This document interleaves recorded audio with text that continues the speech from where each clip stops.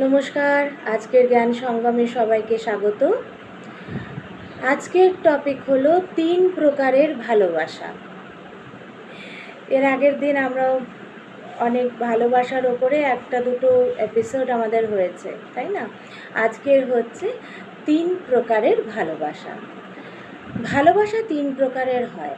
আকর্ষণ থেকে জন্ম নেওয়া ভালোবাসা, স্বাচ্ছন্দ্য থেকে জন্ম নেওয়া ভালোবাসা, আর দিব্য ভালোবাসা।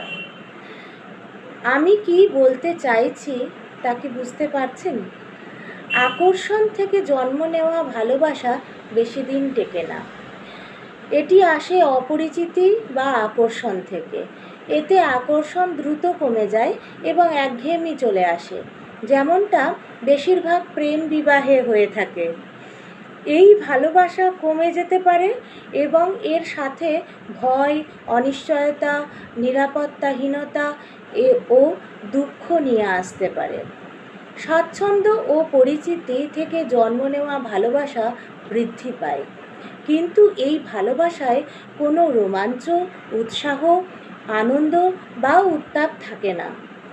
উদাহরণস্বরূপ, আপনি একজন নতুন ব্যক্তির চেয়ে একজন পুরনো বন্ধুর সাথে বেশি স্বাচ্ছন্দ্য বোধ করেন, কারণ সে একজন পরিচিত মানুষ। দিব্য ভালোবাসা ওপরের দুটিকেই ছাড়িয়ে যায়। দিব্য ভালোবাসায় চিরন্তন নতুনত্ব রয়েছে। আপনি যত কাছে যাবেন ততই এর আকর্ষণ ও গভীরতা বাড়বে। দিব্য প্রেম রয়েছে স্বস্তি, উদ্দীপনা এবং স্বাচ্ছন্দ্য। এতে কখনো একঘেয়েমি আসে না এবং এটি সকলকে সজাগ রাখে। পার্থিব প্রেম মহাসাগরের মতো হতে পারে, কিন্তু মহাসাগরের একটি তল থাকে। দিব্য প্রেম আকাশের মতো, যা অসীম, অনন্ত। মহাসাগরের তল থেকে বিশাল আকাশে উড়ে যান। দিব্য প্রেম সম্পর্কে আরও কিছু জানতে চান? আমাদের ভক্তিসূত্র দেখুন। জয় গুরুদেব। অসাধারণ আজকের নলেজ পয়েন্ট। ভালোবাসা 3 রকমের হয়। একটা হচ্ছে আকর্ষণ থেকে জন্ম নেওয়া ভালোবাসা। গুরুজি বলছেন যে সেটা বেশি দিন টেকে না। সেটা লাভ ম্যারেজ, বেশিরভাগ লাভ ম্যারেজ এই সমস্ত ক্ষেত্রে হয় এবং আকর্ষণ তাতে দ্রুত কমে যায় এবং একঘেয়েমি চলে আসে। অনেকেরই অভিজ্ঞতা রয়েছে। ভালোবাসা কমে যেতে পারে এবং এর সাথে ভয়, অনিশ্চয়তা, নিরাপত্তাহীনতা এবং দুঃখ নিয়ে আসতে পারে। আর আরেক রকম হচ্ছে স্বাচ্ছন্দ্য ও পরিচিতি থেকে জন্ম নেওয়া ভালোবাসা, সেটা বৃদ্ধি পায়। এই ভালোবাসায় কোনো রোমাঞ্চ, উৎসাহ, আনন্দ এবং উত্তাপ থাকে না।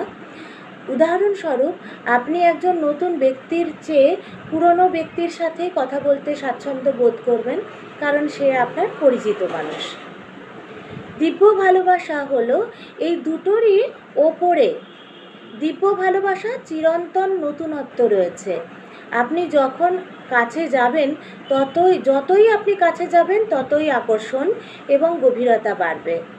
দিব্য প্রেমে রয়েছে স্বস্তি, উদ্দীপনা, স্বাচ্ছন্দ্য। এতে কখনো একঘেয়েমি আসে না এবং এটি সকলকে সজাগ রাখে। পার্থিব প্রেম মহাসাগরের মতো হতে পারে, কিন্তু মহাসাগরেরও একটি তল রয়েছে। আর দিব্য প্রেম হচ্ছে আকাশের মতো, অসীম এবং অনন্ত। মহাসাগরের তল থেকে বিশাল আকাশে উড়ে যান। আমরা তো পার্থিব ভালোবাসা নিয়েই বেশি উৎসাহী হয়ে পড়ি, তো গুরুজি বলছেন মহাসাগরেরও তল থাকে। পার্থিব ভালোবাসা মহাসাগরের মতো, মহাসাগরেরও একটা তল থাকে, কিন্তু গুরুজি বলছেন মহাসাগরের তল থেকে আকাশ, অসীম, অনন্তর দিকে যেতে, যেখানে রয়েছে দিব্য ভালোবাসা। সেই দিব্য ভালোবাসা হলে কি হয়? দিব্য ভালোবাসা হলে স্বস্তি, উদ্দীপনা এবং স্বাচ্ছন্দ্য বোধ করা যায়। কখনো একঘেয়েমি আসে না এবং এটি সকলকে সজাগ রাখে।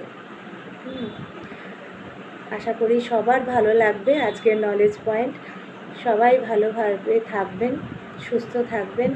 এবং এই ভিডিওগুলো যদি আপনার নিশ্চয়ই মনে হয় যে অন্য সবার শোনা উচিত, তাহলে অবশ্যই চ্যানেলটি সাবস্ক্রাইব করবেন এবং শেয়ার করবেন সবার সাথে।